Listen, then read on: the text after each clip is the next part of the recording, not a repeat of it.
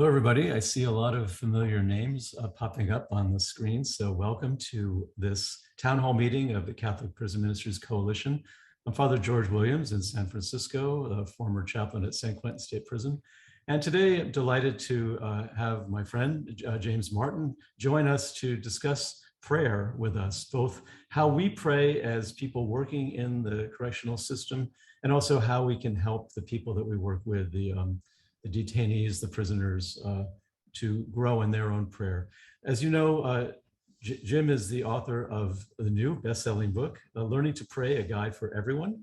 It's his latest book. It's a very accessible book, and it's wonderful. So I'm so happy and grateful for him to take the time to join us today to discuss both his book and prayer with us, a very important topic for any of us who are in ministry. So good morning, Jim. Well, good morning, everyone. I'm so happy to be here. It's wonderful to see some familiar faces and to be with my longtime friend, Father George Williams. Why don't we start with a prayer, since we're going to be talking about prayer? Let's just take a moment and remember that we are in God's presence in a special way when we gather in God's name. Loving God, we thank you for gathering us together. We thank you for calling us into this wonderful ministry of being with those who are incarcerated. We thank you for the privilege of walking with them, and we ask you to help us open our hearts to them and in that way to you. We ask this through Christ our Lord. Amen. So I want to, first of all, thank you again for your ministry. You know, one of the what's called the apostolic preferences of the Jesuits, the religious order I'm a part of, is walking with the excluded. And this, I can't think of any better ministry to do that with. As George said, my book is called Learning to Pray. This is the last time I'm going to plug it like this, but it's an accessible guide and an inviting guide for prayer to teach people how to pray. And I want to start with the subtitle.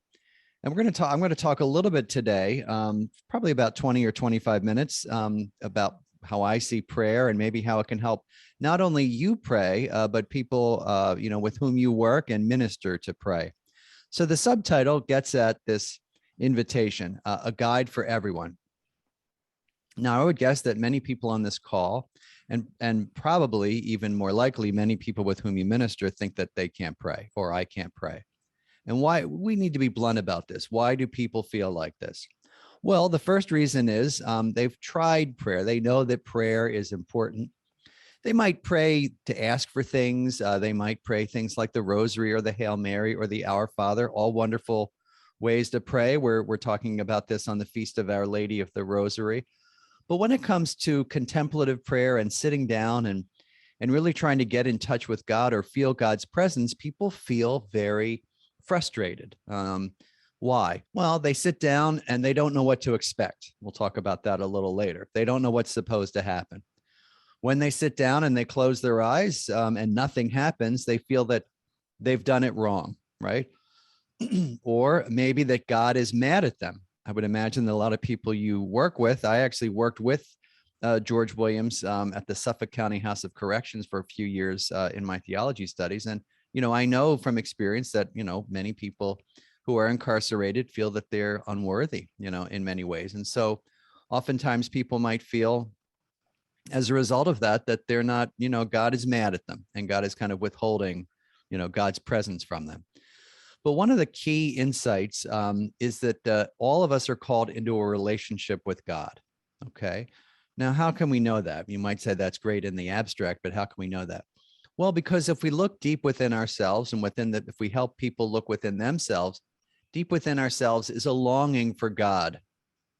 Okay, so all of us who desire to pray, and this goes for everybody, anyone who desires to pray, who desires a relationship with God, who wants a more contemplative life, who's interested in God, who's curious about God, where does that come from? Where does that interest and that curiosity come from? Well, it comes from God. That's the main way that God has of calling us into a relationship. Right? How else would God awaken in us a desire for prayer, right? Other than raising up within us the desire for God. This was summed up in a plaque I saw in a retreat house a couple of years ago in actually northern New Jersey. I was just talking to someone from northern New Jersey here on this call that said, "That which you seek is seeking you." That which you seek is seeking you. So I find that really helpful for people who are just starting out in the spiritual life, and maybe people you minister with, to say that the desire that you have for God, right, even asking about prayer, is God's desire for you. Now, why is that so important? Because it reminds us that it is not simply a one-way street, right? It is not simply your curiosity. It's God calling you into a relationship. And that can make the person feel much more at peace, right? And that they're responding, right? And it helps them feel a lot less alone from the very beginning. Okay, now, so we might say, okay, fine, that everyone is called into prayer, but what is prayer, right? How do we even begin to talk about prayer? Let me give you a few definitions that I found helpful in my own life. They're in the book. First, prayer is a raising of the mind and heart to God. That's from St. John Damascene. And that's a good, yeah, that makes sense. And a requesting of good things. That's the second part. That makes sense. Raising your mind and your heart. It's not just intellectual. Therese of Lisieux, the Carmelite nun, said that prayer is a surge of the heart. That's also good. That's, something we have to do. So many of us feel the desire for God. We have to speak to God. We want to ask God for things. But then those definitions say, well, what's God doing, right? I mean, what's God doing while I'm raising my mind and my heart is surging? Teresa of Avila's definition is prayer is a mutual sharing between friends. That gets into a little more of the kind of relational aspect of it. The great theologian Walter Burkhardt, a Jesuit theologian, said that prayer is a long, loving look at the real. Now, that's very helpful too. We pray not only about sort of God who's out there, but God's presence among us. It's long because it's not done in a rushed way. It's loving because it's done in the context of love. It's a look, it's a contemplative look, and it's about the real, long, loving look at the real. But the definition that really changed my mind, and George knows this fellow, this Jesuit who died just a few months ago, is by a Jesuit named Bill Barry. Bill Barry said that this is probably the most helpful insight I've ever heard on prayer, that prayer is like a personal relationship with God. Now, what does that mean? Well, obviously, it's not exactly like God's an individual or a friend, right? But the things that you can say about a good friendship, you can say by analogy about God. So this is, let me unpack this for a bit. So what makes up a good friendship? Well, the first thing is I'm seeing one of my close friends, George Williams. Like if I said George is a really good friend and you said, well, how much time have you spent one-on-one with him? And I said, none, never. I never talked to him. You would say, well, what kind of a friendship is that? How if you don't spend time with somebody? So the same with our relationship with God. If we want to have a friendship with God, we need to spend time with God. What about change? What if you say to me, I've known this person from 2 years old. In fact, I have a friend of mine I've known since, we always say we've known each other since 0 years old. We were born across the street from each other. And if I said to you, our friendship has never changed, you would say, well, that's a little strange. How can your friendship never change? You're adults.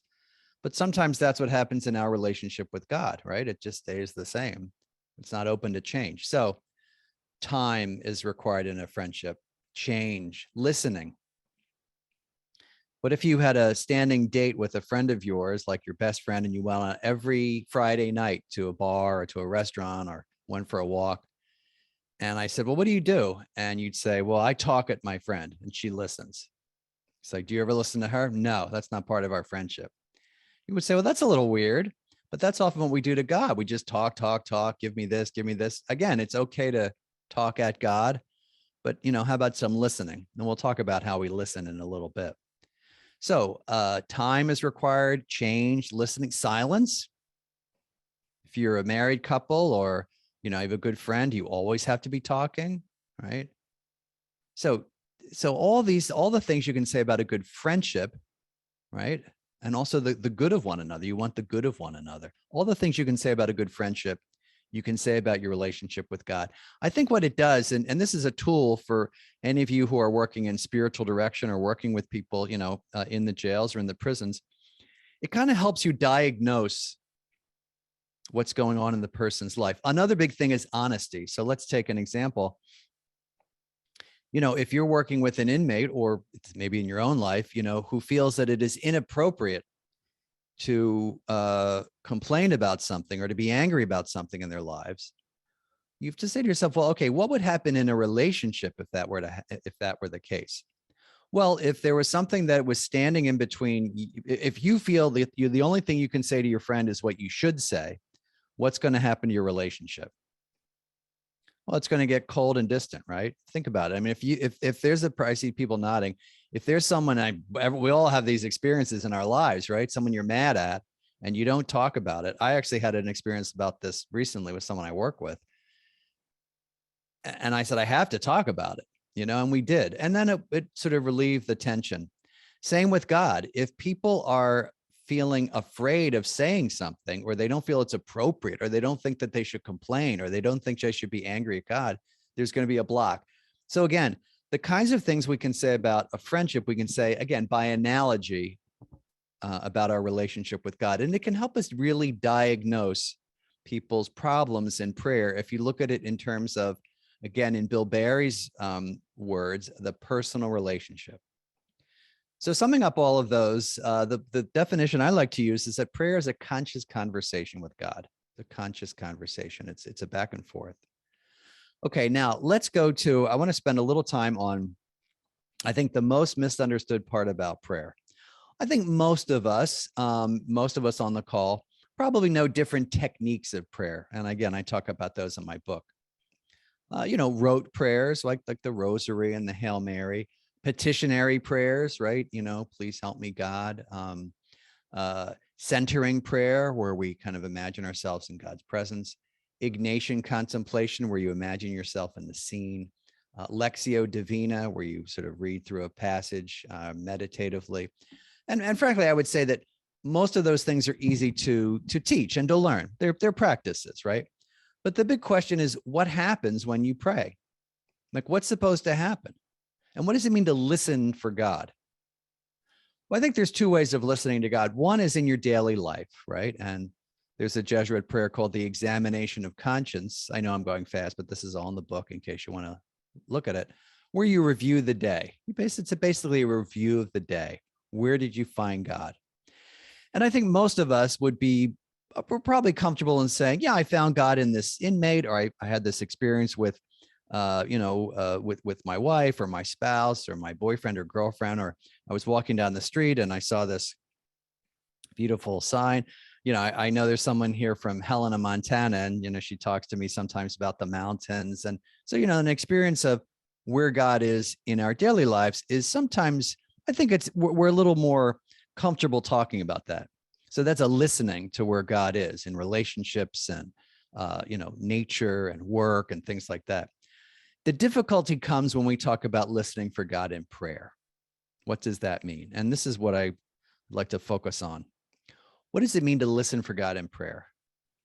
Well, when I entered the Jesuit novitiate, and the person ahead of me was George Williams, people in George's class would talk about in the first weeks, in my prayer, I felt God was inviting me to do this, or I felt God was very present, or I felt like God was saying this to me. And I remember thinking, what are they talking about? What are you talking about? Like, I have no idea what you're talking about. When I sit down, what's supposed to happen? Like, am I supposed to hear voices or see visions And so, part of it is kind of understanding the kinds of things that can happen. And I think this is especially important for when we do spiritual direction with people. So let's look really briefly at the kinds of things that can happen in prayer. Not all the time, right? I mean, prayer can be dry sometimes. But let's take the example of someone praying over a gospel passage. And let's take the example of yesterday's gospel, which was the story of Mary and Martha. I'm sure you all know it. Jesus is in their house in Bethany, and Martha is preparing dinner. Mary is sitting at his feet, and Martha complains in a way that is just extraordinary and wonderful because, she's honest with Jesus. And she says, don't you care? It's a great thing to say to Jesus. Don't you care? Don't you care? The disciples say that on the boat too. Don't you care we are perishing? Martha says to Jesus, don't you care that I'm doing all the work? Tell her to help me. It's one of my favorite lines to Jesus. Who else speaks to Jesus like that? Tell her to help me. And Jesus says, you worry about so many things. She's chosen the better part. All right. Let's say someone is meditating on that gospel reading. What can come up? But what are the fruits of prayer? Like when they close their eyes? Well, the first thing might be an insight. An insight might come up. You might say, wow, look how honest Martha is with Jesus. I never thought of that. Maybe I should be more honest with God in prayer. Maybe Martha's intimacy and closeness with Jesus allows her to do that. Am I honest with God like that in prayer? So it's just an insight. You're not moved to tears. You're not joyful, but it's an insight. It's an intellectual insight. And I think it's important to pay attention to those insights when they come up, because it's not just something that happened to occur to you.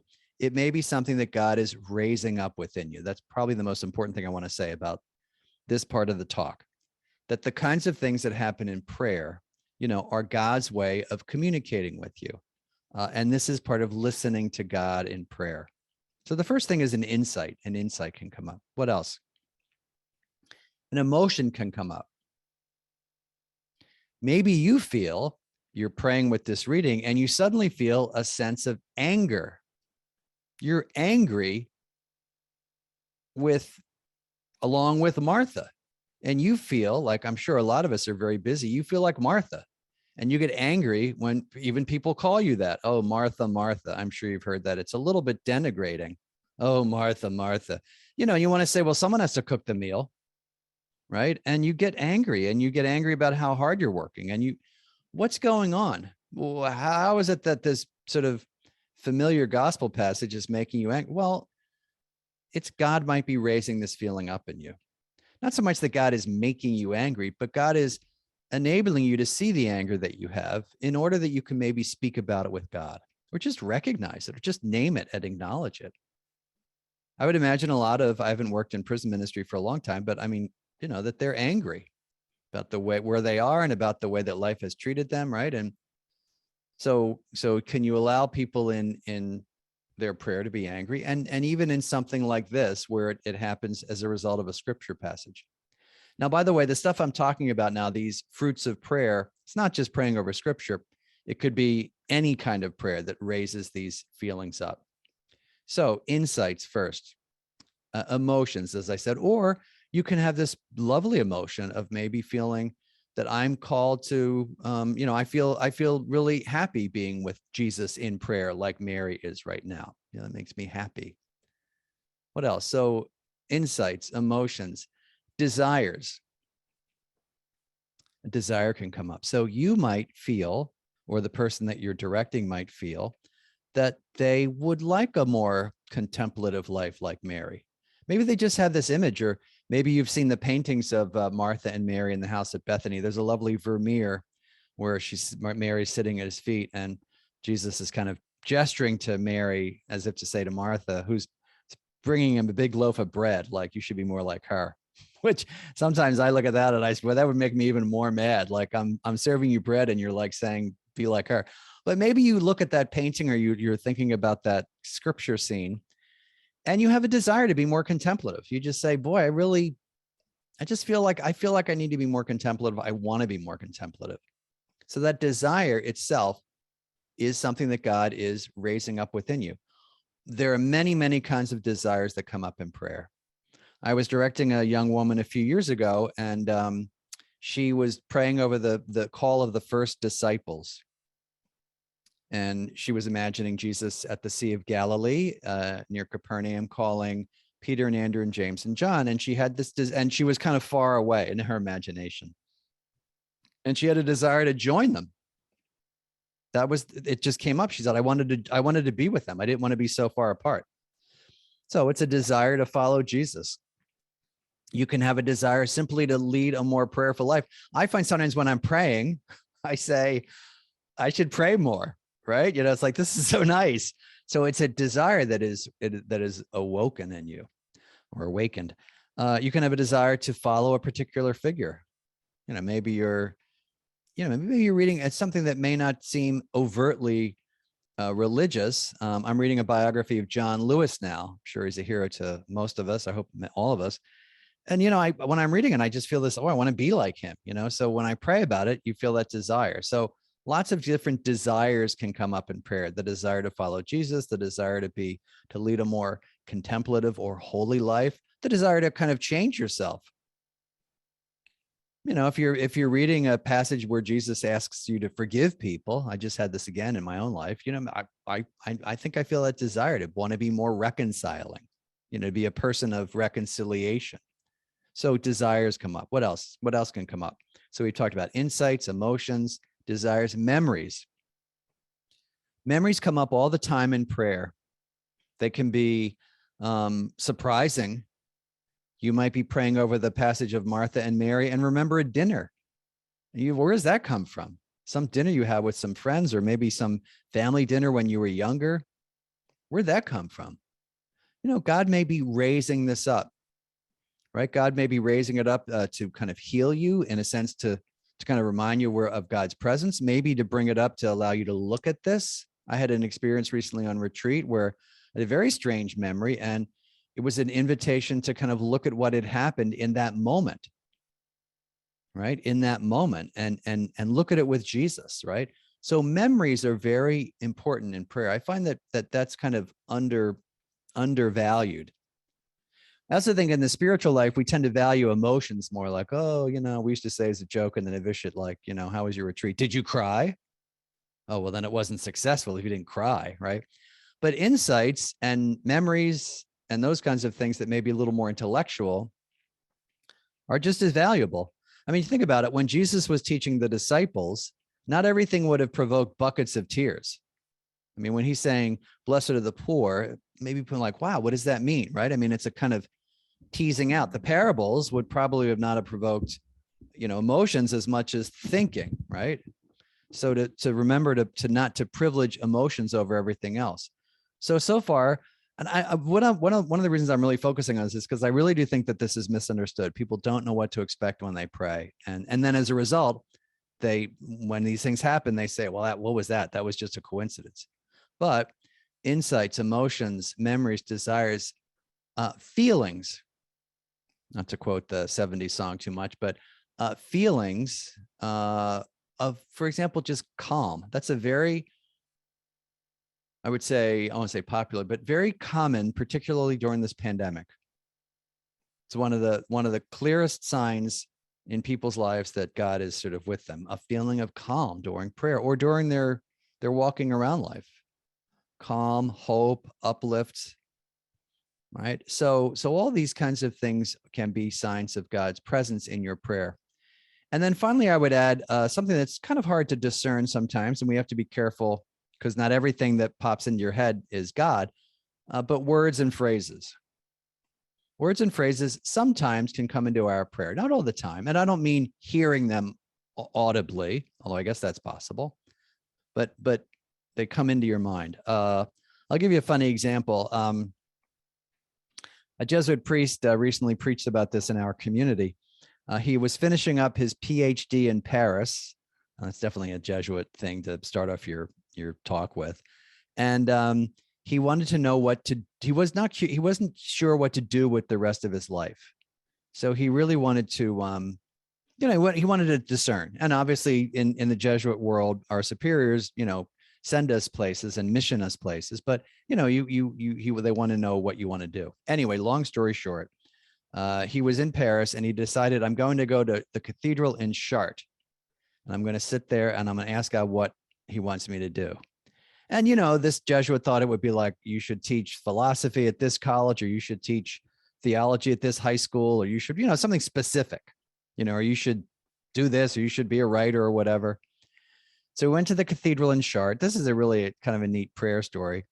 And he said, that'll be a good place for God to talk to me. Now that's a little dangerous because it's like forcing God, like I'm going to go here and force God to talk to me. But it was a nice kind of a pilgrimage.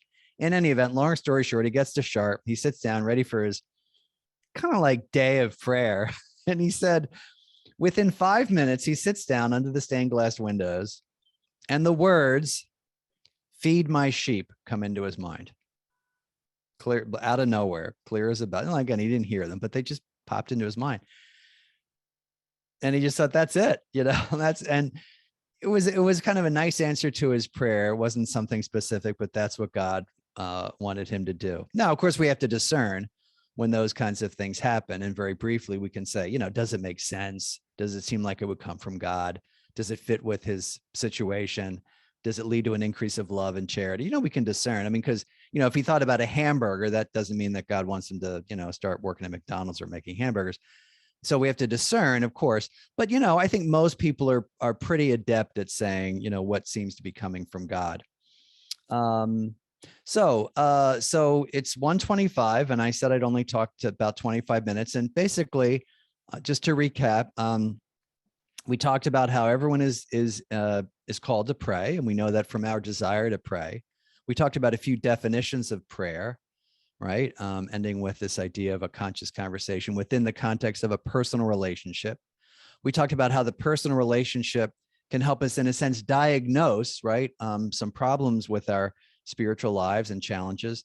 I talked briefly about some techniques, very briefly, just to throw them out. But the main part of the talk was on the kinds of things that can happen in prayer, which I really do think is so mysterious and doesn't need to be. And I think is one of the most freeing things for people. Now, very briefly, I'll say before wrapping up, it doesn't happen all the time.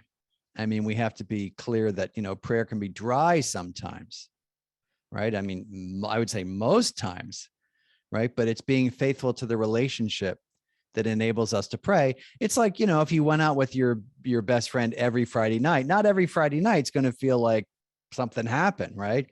Sometimes you're with friends and you're like, didn't feel like much happened, right? Sometimes it's the same with God, but we have to be, if you never go out with your friend, or if you're not faithful to the relationship, then it's sure thing that nothing's going to happen. So, and as one friend of mine, a Jesuit theologian named Richard Leonard says, I love this quote, I use it all the time: if God feels distant, guess who moved? So it's about being faithful to the relationship. So anyway, that's just a little bit of an overview. If you have any other questions, it's in this book, Learning to Pray. And it really, you could give this to an inmate. It's very accessible, and it's meant to be. But anyway, that's just a little overview. And I'm much more interested and happy to answer your questions and hear some of your insights and comments. Jim, thank you so much. And I'm going to jump in because I have one quick question that I think pertains to all of our work with prisoners. It's always been my experience working with men and women in jail and prison, the question about unanswered prayers. And you do address this in your book very well. But oftentimes they'll say, well, I've been praying. I promised God that I stopped using crystal meth, but I still got convicted of the crime. So how do we deal with that sort of transactional approach to prayer? Well, that's exactly right. And well, let me ask you, how do you deal with it? You're the prison minister. How do you deal with it? Well, the different ways, I guess it depends on the situation and the context, but I try to emphasize that it's not like I do this and, God does that. God didn't stop the bullet that God doesn't stop us from the consequences of what we do. So in a sense, it's sort of, I think it goes back to that childhood thing where we expect God to step in and fix things for us. And really God gives us the tools to fix our lives, but he doesn't necessarily, she doesn't do it for us. So I try to kind of put it back on them in that way. It's like, God doesn't always answer us, but he does give us ways that we can change. Yeah, I agree. And I think a lot of people's images of God, as we all know, come from the experiences of authority figures in their past, and, often parents, for example. And if the parent's love was conditional, right, or transactional, I will only love you if you do this, people start to sort of imbibe that. And a lot of it is inviting people to see that is their image of God from childhood or somewhere else, or maybe they were even told that by religious leaders. And to look at other images of God that might help. Sometimes I like to look at like the prodigal son. Or in the prodigal son, the prodigal son's father doesn't even have to hear the son's words of forgiveness before he's forgiven. And so to look at other images. But yeah, that's the first thing. But I think oftentimes, George, people ask that question also about things that, in a sense, they're not quote unquote responsible for. So my mother's dying, or my child's dying, or, I have this disease or something like that. And then it's like, why is this happening to me? And why is God not answering this prayer? And, in the book, I talk about answers that I think are really harmful for people. Right. So one is, and I think that the key example is like the child who's sick. the prayers of a parent of a child who's sick. And you're like, well, I prayed for my child to be better and it didn't happen. And now my child has died. Well, the bad answers you give to people are, well, first of all, God's testing you. Makes God out to be like a sadist. But, you hear this all the time. And I do think that God probably in some way tests us in different ways, but not in that way. Next, God has answered you, and the answer is no.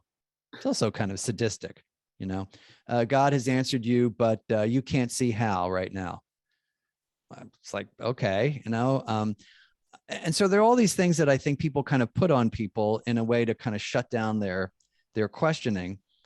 I think oftentimes, I try to accompany people and hear what they're feeling.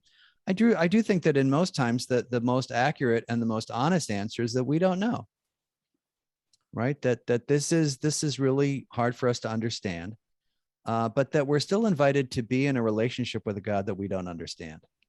Like, can you still be in a relationship with a God whose ways you don't understand? And I just think that's for me, the most intellectually honest, right?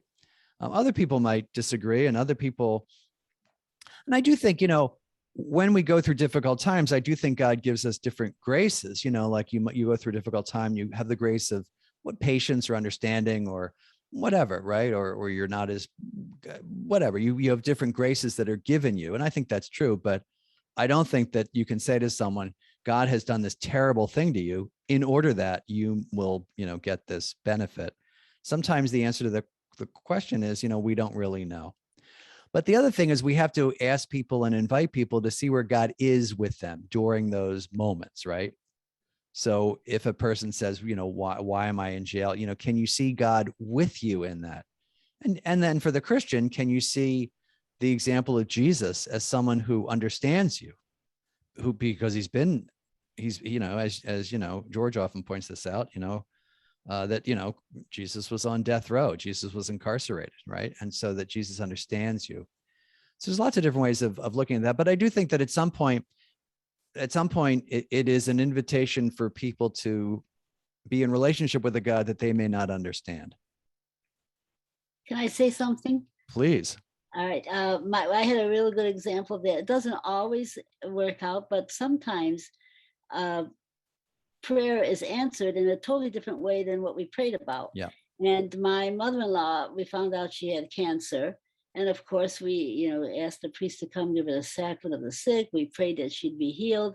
And they said, no, 6 weeks. That's all she has left. And we truly believe that the Lord was working in her life. She was scared to death to die. And she was a good practicing Catholic, but she was scared to death. Anyways, make a long story short, she received the sacrament. We all prayed for her, over her. She lived almost a year. She lived to make it through Christmas. She lived to make it through the first communion of her first grandchild. And then she said to us, I'm at peace. I am ready to die. And it was so beautiful. Only in hindsight did we realize our prayers were answered, not the way we wanted them answered. But, yeah, that's beautiful. Nina, can I call you Nina? Is that okay? Sure. I'm a crier. I'm so sorry. I'm a crier. You don't have to, it's okay to cry. Jesus cried. I think if you were with a person in the situation that you're in, I would agree. I think that exactly. It's kind of, it's trying to help people to see where God is, even in the midst of the prayer not being answered, right? But I think, and I know you would never do this, but I think one of the temptations is to say, and I'm not saying you would do this, one of the temptations for ministers is to say, God did this to that person in order that, right? And it's more about where is the grace active in the midst of all that. It's a kind of subtle distinction. But you have ministers who would say, that's why God made that person sick. And you're like, no, and that's a very sadistic God. But a gentle God is the one who is able to accompany the person. Yeah, that's really beautiful. Thank you. We had a priest who taught us that God's not a schizophrenic. No, he does not grant you all these wonderful things and then smashes you and says, yeah, right. And what happens is we relate to, again, our parents who might have been very extreme or very volatile, and that it's natural for people to do that. So it's inviting them out of that world of the transactional God. Yeah. So Jim, I Thank see you. our mutual friend Jill Caldwell has a good question. Yes, Jill, how are Jim, do you? want to pose that to everybody?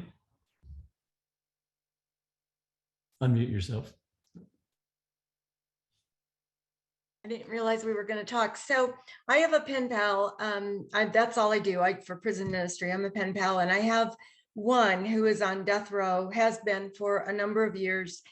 And he's a Jewish man who says he doesn't pray, but he studies Torah, which is fine. But he's so angry. His letters are full of, a lot of it is political, but a lot of it is just so angry. And I'm wondering if there's something I can say that would just move him a little bit toward kindness. He says he appreciates my letters. So I know that he's not angry with me, but boy, it's really hard to read his letters. I will say that. It's just difficult. I want to help him. Well, so far, Jill, first of all, it's great to see you. So far, what have you found helpful with him? What has been helpful for him that you've written? Well, I don't know. I mean, he just says, I appreciate your letters. I listen, and I don't respond to any of the political stuff he says, but he writes, well, I shouldn't say volumes, it's all on the JPay system, but it's just pretty angry stuff. Not angry about his incarceration, but angry about almost everything else. And I always end and say, I'm praying for you. My prayer group is praying for you. And God bless, I don't spell out God. And I mean, I try to be very sensitive to that, but boy, it's hard to read his letters. Well, yeah. And I mean, is he a believer? I believe he's a believer. Well, I think one thing, Jill, might be to go back to what we were saying before about maybe encouraging him to be honest in prayer with God.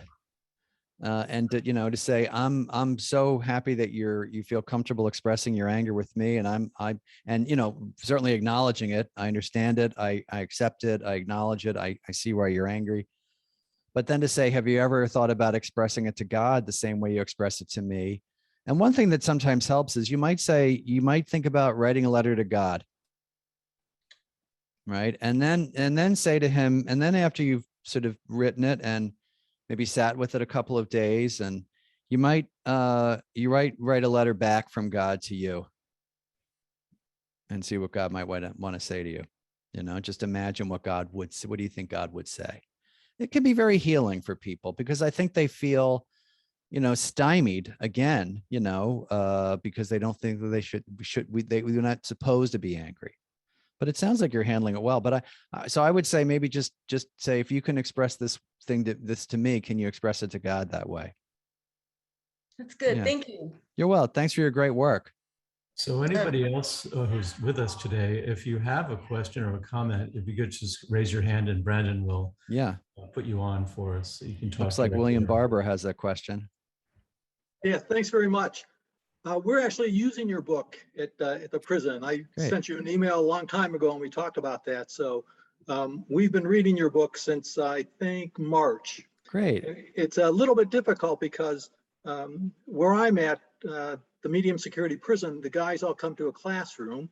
And during the breakdown from the pandemic, at first we had a few people come in, then we had more people come in. So we're trying to do it as a group. But a couple of things that I think really struck the men, the idea of the loving relationship with God, they seem to get that very quickly. And that's, I think, how they look at that. It's interesting because they will talk about their experiences when they really started to pray. And I'm sure some of that had to do with where they were located, but it didn't stop at that point. For most of them, they continue to do that. And most of the men that I work with, that I get to see, I've seen most of them for the 7 years I've been at TCI, but some of them have been incarcerated for, 15, 20, 30, 35 years. So some of their comments have a lot to do with the time they spent in prison. One of the things, that we just went over was that the examen, where you walk through and you in God's presence and be grateful for what that day is. Some of the things are just interesting on how what we would just look at as it's just a regular day, those are something extra grateful for them. So I've learned a lot about how grateful could be. But that part, and then, when you talk about answering, for God to answer a prayer, they have a different a different time frame. So that for them to look back 2 years, 5 years, to say, this is when I asked it, this is how I answered it. I didn't realize it until now that was the answer. They also understand they can look ahead, and for them to say, when their release date might be 20 years down the road, for them to wait 5 years, it's okay, so they have a different sense on the timing. So the book is they really enjoy it. I must tell you, they enjoy reading to each other. So the way we have to do this is they come into class and they read out loud. Wow. And then we discuss stuff. Thank you. What, and they read out loud because they only have one copy, or? No, I bought many copies, as a matter of fact. That's great. No, I was just, why would they read out loud? Just to kind of reinforce it? I'm just kind of curious. No, you know what? We do this a lot, is they enjoy reading to each other. It's beautiful. And the guys who have a hard time reading, remember we had one fellow in there who had probably a fourth grade reading education. He would start early with one of the other guys in there, and he would read a paragraph during the week to get prepared. Wow. And then he would simply say, Bill, this is mine. I say, okay, and everybody would be quiet. And if they have a hard time with words, one guy will help them. Not everybody jumps on them and says, oh, it's this word, it's that word. They will help. It's amazing. It really is. Well, thank you. That's very moving. And I think what you're doing is, the work of the spiritual director, just accompanying people and encourage them to see where God is. I mean, the examine, for people that might not be familiar, is just essentially a review of the day. It's a very simple review of the day. You start with gratitude, you work your way through the day. It's, where did you notice God? And it can be, as William was saying, do you go by William or Bill or Will? Bill. As Bill was saying, can be very simple things that we might miss, like a good lunch, or, a good night's sleep, so we see God as giving us these gifts, and it helps people to see where God is in their daily life. And in terms of accompanying people, as you're doing, Bill, one of the lines I found the most helpful, I didn't quote him in the book. He was a friend of George's and I, Bob Gilroy, who was a Jesuit, very holy Jesuit, who was a art therapist and spiritual director. I love this word. He said that people have experiences of God all the time, but they're not encouraged or invited to pay attention to them, which I found so helpful, and it's like, because people, well, where is God? Where's God? And people might have an experience that's very deep or, emotional often, and they brush it off. I was at a baptism once. This was a couple of years ago. I'll never forget it. And after the baptism, this was someone in my family. This person said to me, when you baptized that baby, I felt this tremendous sense of peace, and I was almost overwhelmed with tears. And I said, wow, that's great. And she said, well, I guess I was just being emotional. And I thought of Bob's comment, like she's not, and I did invite her to see it. If she were on her own and without someone to invite or encourage, right, or to accompany, as all you do, that would have been the end of it. Like, she would just push that down, and the end. It was I think a moment where God was kind of reaching out to her. And so, as you were saying, Bill, just accompanying these people, our brothers and sisters, who are incarcerated, is a real blessing. And to be able to point out to them, hey, did you ever think about this being God? So thanks for that. Thanks for your great work. It's great. Thanks to all of you for your great work. Just a practical question here is from Larry. It says, are these books available at a bulk rate to use in prison?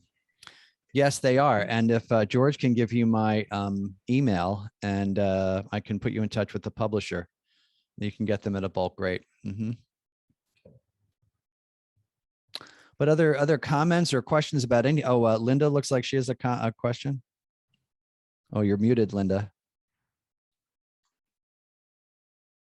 Will the book be out in paperback? Because we can't give hardcover books out. Yeah, I know that. I didn't mean to like dismiss it. I mean, I'm aware of that. Yeah. Yeah, probably not for another year or so. The way it works, I didn't realize until I started publishing books, is that the hardcover book costs more and they wait till that kind of sells through. Right. But one of the nice things is it's on Kindle, and I know sometimes that, but so if you wanted to like get the Kindle and maybe like print stuff out, or you could just, just print stuff out, buy from the hardcover and maybe distribute it, because they work we'd have to get permission from you to do that, to print out like that. No, you have my permission. Okay, because we did use, I do a women's spirituality group at our women's prison, and we did do your Book of Saints, and it was wonderful. Oh, good. I'm so glad. Thank you. So I really look forward to doing this with the group. Thanks. Yeah, great. And it probably another year or so. Yeah.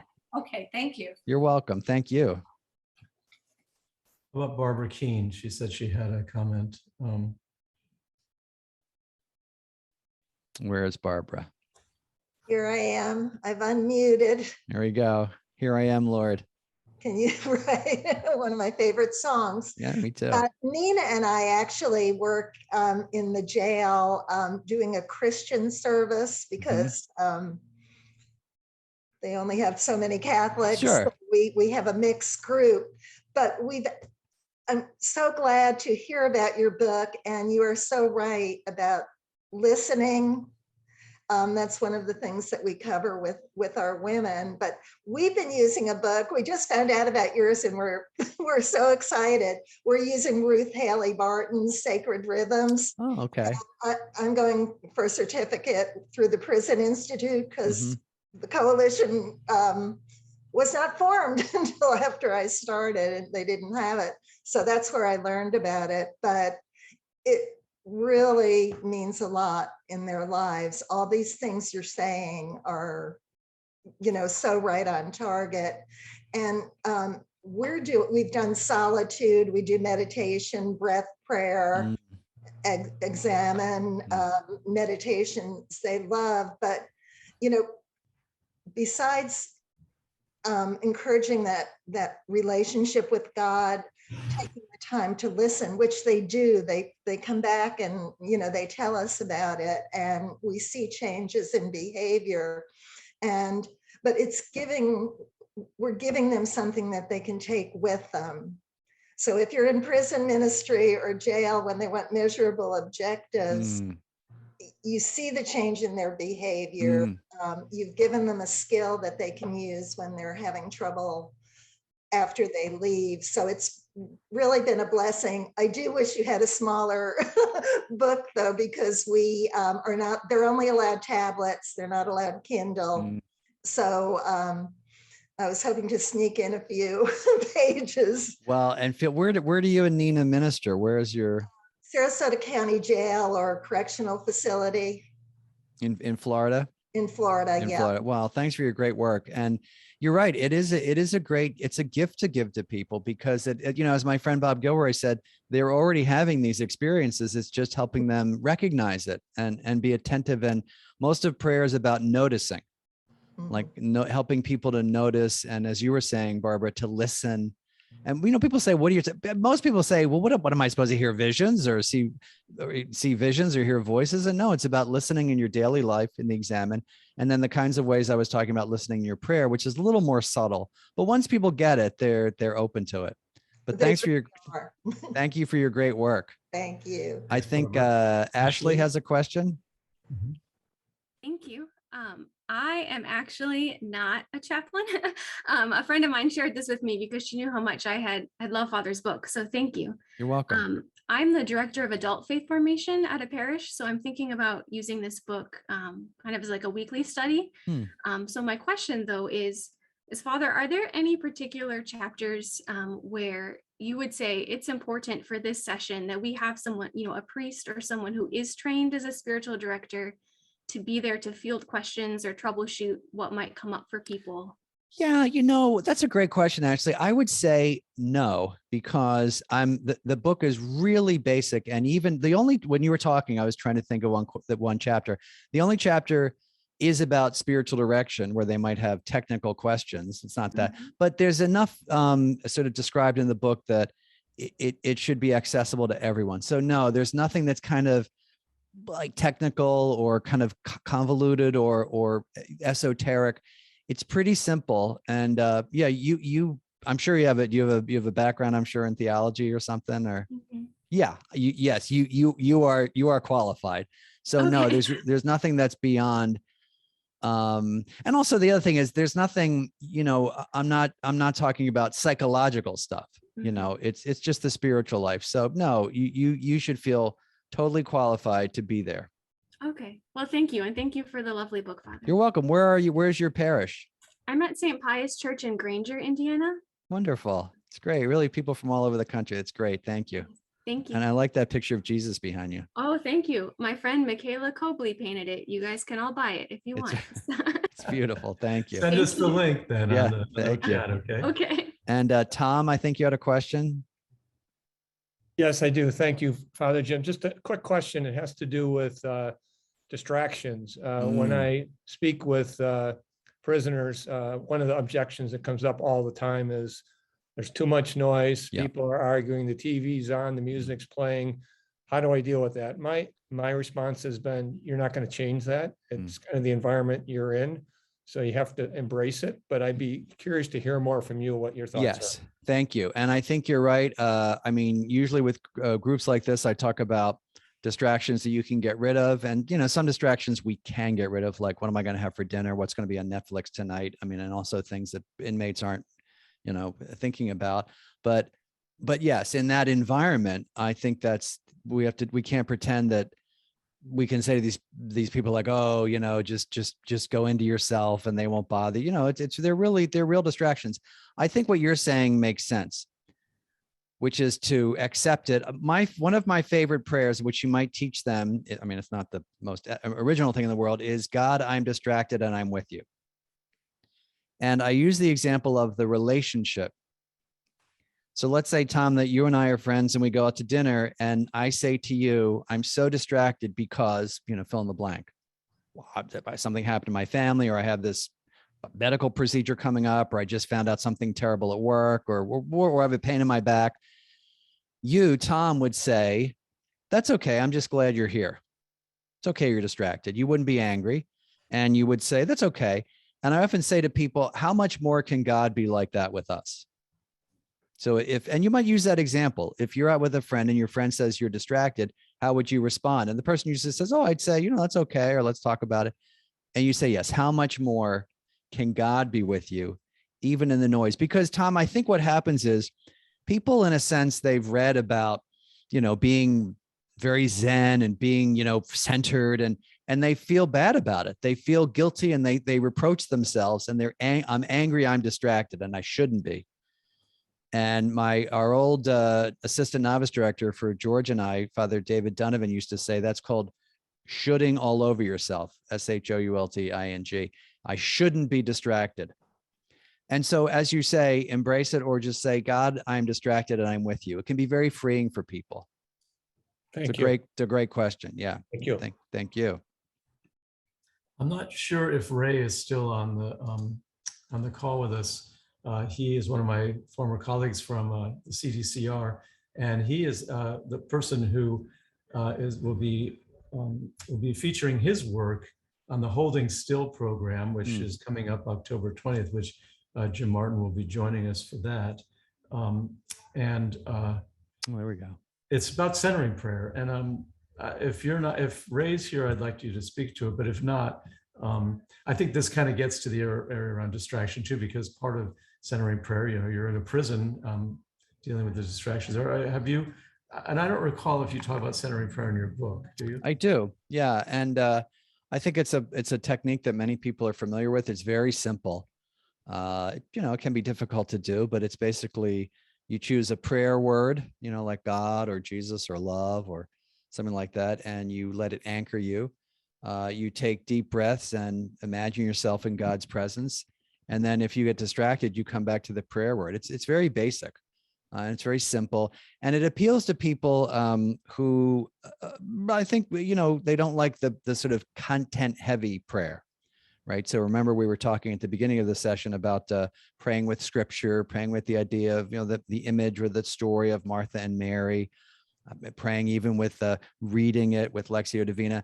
And a lot of people say, it's too much. I quote the line from the play and the movie Amadeus, where I had tried to teach someone Ignatian Contemplation, which, it's a lot of like, you imagine yourself in the scene, you imagine what people are wearing, you imagine what they say, you imagine how they're moving, you imagine this, you imagine them talking, and then you see what comes up. Some people love it, very imaginative. I had a directee come back to me once and said, too many notes. It's like, it's too much. I couldn't concentrate.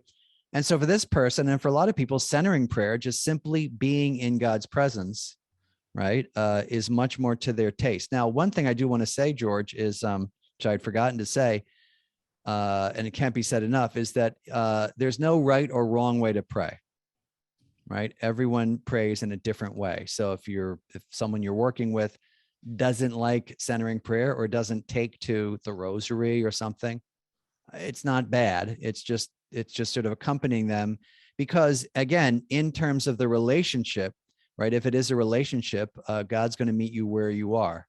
And if you're someone who doesn't like, or some people say, my imagination isn't sort of built that way. I think we all have imaginations, but I don't do that kind of prayer. Then let God meet you where you are. And also, as directors and as people who accompany people, allow God to meet them where they are. Don't get in the way. Don't say you should. One of my favorite stories is Bill Barry, this writer I talked about his mother, who was a Boston Irish Catholic woman. And she said that she'd like to pray the rosary. And Bill said, oh, well, that's nice. Kind of like tut, tut. And we're saying this on the Feast of the Rosary. And let me teach you a better way to pray. She said, well, I like the rosary. And he said, well, what happens when you pray the rosary? And she said, when I pray the rosary, I look at God and God looks at me. And Bill was like, okay. Her spiritual life. So it's a warning, I think, to not really get in the way, right? But by the same token, to encourage sometimes people, you might want to try this, see how it is. Because there's also the person who's like, which is true, I have the rosary and I will never pray another way again because I do not need it, and that is not the right way to pray, and I am not, or I'm not good enough to pray that way. So then there's also the invitation of like, just try it, see what you think. That's so great. It's kind of an art. Yeah, thank you. And I see we're almost out of time. So Brandon, if you would put back up the slides for the Holding Still program, just to let people know, you can register for that at catholicprisonministries.org/holding still in the bottom here. This is Wednesday, October 20th, and it'll be at 7:30 p.m. Eastern time, 4:30 for us here on the West Coast. And it'll be presenting this film of the men at Folsom Prison doing centering prayer, and an opportunity to question and answer with the men in the film and the filmmakers and Father Ray, and Jim Martin, of course, will be moderating this. We're also having a program on October 13th, this being Respect Life Month. And as you know, anti-racism is a pro-life issue. And so October 13th, 10 a.m. Pacific time, 1 p.m. Eastern time, Andrew Like will be sponsoring this webinar conversation on this important issue, an inescapable issue in prison ministry and in our culture. So Jim, once again, thank you so much for taking the time, for sharing with us, for your wonderful book. It's always good to see you, and it's so good to see everybody else here today. For more information on the Catholic Prison Ministries Coalition, just Google Catholic Prison Ministries and you'll see our website. There's a lot of really great resources. And this material from today will also be posted there for future reference. So again, thanks, Jim. We'll see you soon. Thank you so much. God bless you, and please keep me in your prayers. And thanks for all your great ministries. God bless you.